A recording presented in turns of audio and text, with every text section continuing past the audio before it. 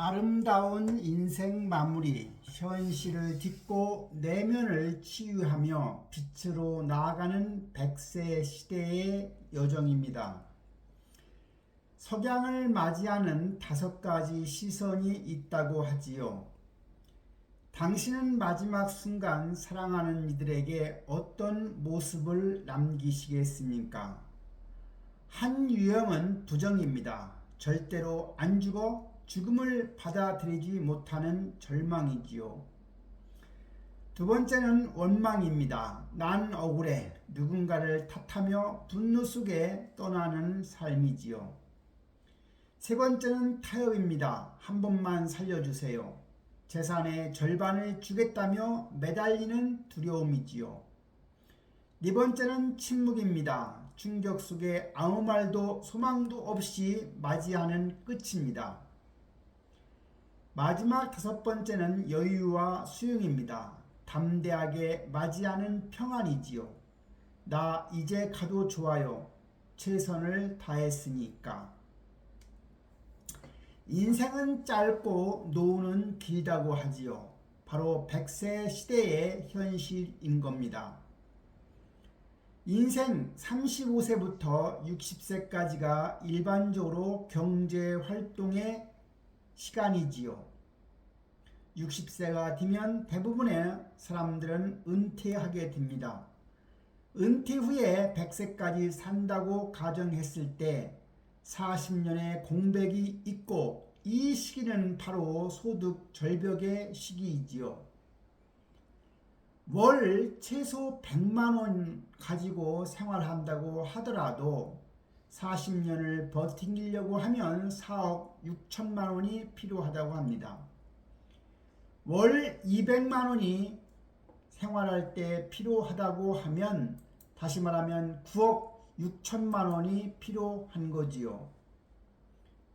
통계로 보면 우리나라 은퇴 후 소득을 보면 대체 비율은 43%에 불과하다고 하지요.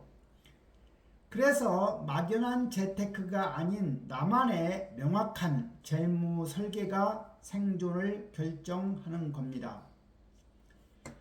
2년 과부라 했지요. 현실을 지탱하는 관계의 뿌리가 있다고 합니다. 즉, 지식과 지혜는 지식이 없으면 손해볼 일이 많고, 지혜가 많으면 기로할 일이 적다고 합니다. 관계의 본질이죠. 관계 맺음이 좋으면 만가지 행복의 원천이 되지만, 잘못 관계를 맺으면 만가지 불행의 씨앗이 되는 겁니다.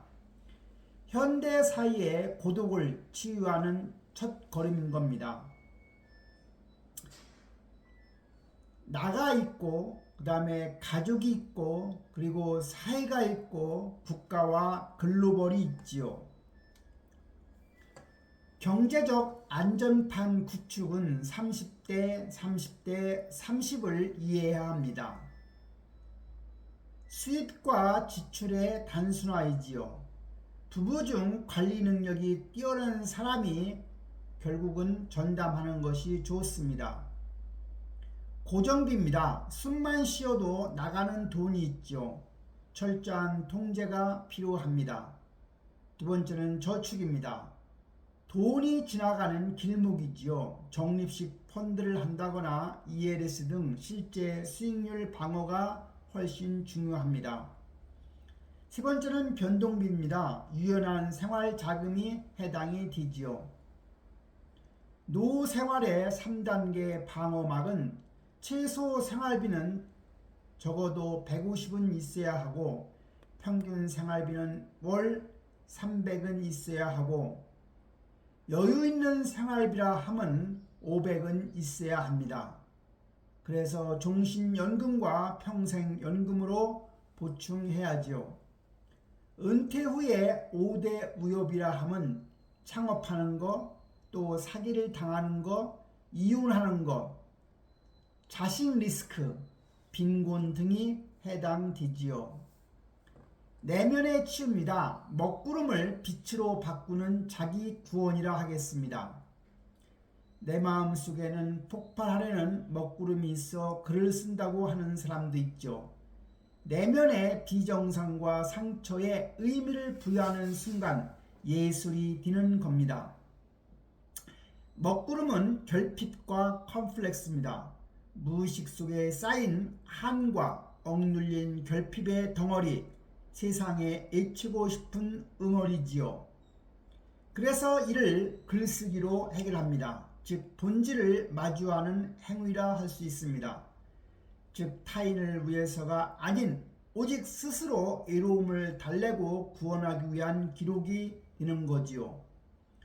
이를 통해서 빛, 결국은 승화된 자아를 만들 수가 있습니다. 존재론적 고독의 해소이고 끝나고 나서도 허무하지 않는 온전함이라 할 수가 있지요. 두 가지 시선, 표면을 넘어서 본질을 보는 눈입니다. 관점의 차이가 있죠. 사실의 눈은 표면적인 팩트입니다. 기억의 눈은 심층적인 구조입니다. 보는 방식이 사실의 눈에서는 객관적이고 생생하게 습관적으로 세상을 바라보는 겁니다. 기억의 눈으로는 보는 방식이 낯설게 보기이고요. 킬러의 입장처럼 예리하게 이면을 파헤치는 겁니다. 사실의 눈으로 파악하는 구조는 객관적 세계이지요. 기억의 눈으로 파악하는 구조는 본질적 세계이고요. 사실의 눈으로 시간의 감각은 현재 눈앞에 벌어지는 사실에만 집중하는 겁니다. 하지만 기억의 눈으로 시간의 감각은 결핍의 욕구로 과거를 소환해서 오래전 이미지를 현재형으로 재창조하는 거지요. 행복한 사람은 문학에 관심이 없습니다. 하지만 달의 뒷면을 볼 수 있는 상처 입은 자만이 자신의 진정한 본질, 즉 심층 구조를 글로 써 내려갈 수 있는 겁니다. 빛과 어둠의 여정입니다. 의식의 상승이지요. 우리는 모두 대폭발의 빛에서 태어났기에 내실 해마의 빛을 품고 있습니다. 나 자신이 곧 빛이므로 밖에서 헤맬 필요가 없지요. 마음의 벽, 즉 고집이나 콧대를 깨고 빛으로 나가야 하는 겁니다. 여기서 빛은 바로 신을 얘기합니다. 맑아지고 그릇이 커진 상태로 남을 돕고 이해하며 우주의 빛 근원과 하나가 된 큰 사람이죠. 즉 신의 장벽을 깬 천국인 겁니다. 인간입니다. 선택의 기로지어 길거리의 휴지를 줍지도 버리지도 않고 평범하게 살아가는 경계선이 바로 인간에 해당이 됩니다. 가장 나쁜 단계는 어둠이며 동물이지요. 화와 무의식의 뭉침이고 고집이 있고 남을 탓하고 길거리의 휴지를 버리는 못 배운 행동이지요. 즉 어둠으로 망가지는 인생이 바로 동물에 해당이 됩니다. 내 인생의 진단서라 함은 주인으로 살 것인가 종업원으로 살 것인가 입니다. 주인으로 사는 사람의 마음가짐은 내 인생은 내 것이라고 생각하지요. 내가 중심을 잡고 선택하는 삶인 겁니다. 하지만 종업원으로 사는 마음가짐은 내 인생인지 남의 인생인지를 모르고 선택당하는 삶이라 하겠습니다. 주인의 경우에 일에 대한 태도를 보면 무슨 일이든 정성을 들이고 한 가지에 깊이 집중합니다.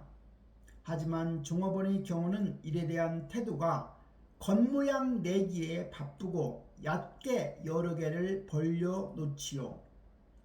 주인의 책임감은 경험을 스스로 쌓으며 내 스스로 해야 함을 압니다. 하지만 종업원은 책임감이 굳이 내가 해야 돼? 주인이 볼 때만 일하며 몸을 사립니다. 주인의 인생의 마지막은 한과 원을 다 털고 빛을 향해 편안히 돌아갑니다. 종업원의 인생의 마지막은 억울함과 어둠 속에 갇혀 헤매며 떠나는 거지요. 돌을 닦고 그릇을 키우는 일입니다. 첫째는 아무도 가지 않는 길이 있습니다. 스스로 개척하여 길이 생기면 선구자가 되는 거지요. 두 번째는 함정의 길이 있습니다. 자기 혼자 고생하며 마음을 비워내는 도통의 과정이라 할 수가 있습니다. 셋째는 신과 친구 되기입니다.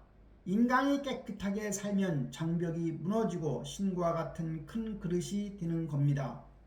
즉 화를 풀고 맑은 정신으로 깨어나야 합니다. 내 것을 남에게 내어줄 때 그릇이 커지는 겁니다. 사주팔자는 정해진 것이 없습니다. 적성에 맞는 길에서 덕을 펼치는 자가 운명을 바꾸게 되는 거지요. 빛과 유산입니다. 자식을 넘어 큰 나무가 되는 법이죠. 자식에게 기대는 노후는 위험할 수가 있습니다. 자식을 바라보고 노후 대책을 세우지 많은 사람이 있습니다. 정성껏 길러도 사회 구조상 자식은 부모를 돌볼 여력이 없게 됩니다. 두 번째는 효의 거울 효과입니다. 내가 부모에게 잘하는 모습을 보일 때 자식도 그 부모에게 잘하게 됩니다. 즉 콩 심은 데 콩이 나는 거지요. 세 번째는 더 큰 그릇이 되라는 겁니다. 나보다 큰 자식을 만들려면 부모인 내가 먼저 더 큰 존재가 되어야 합니다. 부모가 맑고 빛나야 자식이 따라오며 왕대에서 왕대가 난다고 하지요. 만복의 근원은 부모인 겁니다. 진정한 인생의 마무리는 내 향기만 내뿜는 것이 아니라 든든한 열매를 맺어 세대를 이어가는 빛이 되는 것이지요. 아름다운 인생 마무리의 완성입니다. 현실의 단단함, 내면의 평온, 영혼의 밝음이 만나는 순간 우리는 죽음을 두려움 없이 맞이할 수가 있는 겁니다. 영혼이라고 하는 스피릿은 빛이죠. 주인된 삶과 그릇의 확장입니다. 화를 해소하고 신과 친구가 되는 영적 깨어남이지요. 내면은 물입니다. 한의 승화와 낯설게 보기이고요. 결핍의 수용, 글쓰기를 통한 자기 구원이지요. 현실 리얼리티는 땅인 겁니다. 재무적 안전판과 관계 회복이지요. 가족 관계망이나 30대 30의 경제적 자립이라 할 수 있습니다. 즉 현실과 내면과 영혼을 통해서 아름다운 인생을 마무리해야 하는 겁니다. 우리는 빛에서 와서 다시 빛으로 돌아가는 겁니다. 사람은 빛과 어둠 속에서 고비를 넘으며 살아가는 거지요. 하지만 잊지 마십시오. 우리의 내실 가장 깊은 곳에는 우주 대폭발이 남긴 근원의 빛이 머물고 있다고 합니다. 죽음의 순간 어둠을 헤매지 않고 밝은 빛을 향해 편안히 걸어가시기 바랍니다. 내 스스로가 빛임을 깨달을 때 우리의 인생은 마침내 가장 아름다운 석양이 되는 겁니다.